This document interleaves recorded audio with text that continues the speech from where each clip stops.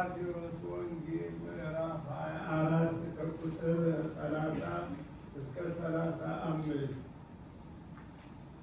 በዚያን ጊዜ የሰው ልጅ ምልክት ከሰማይ ይታያል።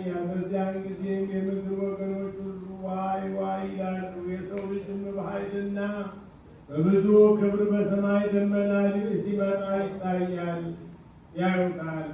መላእክቱንም ከታላቅ መለከት ድምፅ ጋር ይልካቸዋል።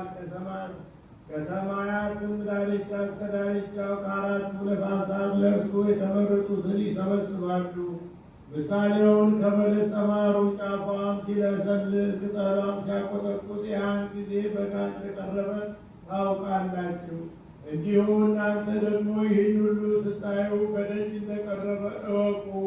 እውነት እላችኋለሁ ይህ ሁሉ ሲሆን ድረስ ይህ ትውልድ አያልፍም። ሰማይና ምድር ያልፋል፣ ቃሌ ግን አያልፍም።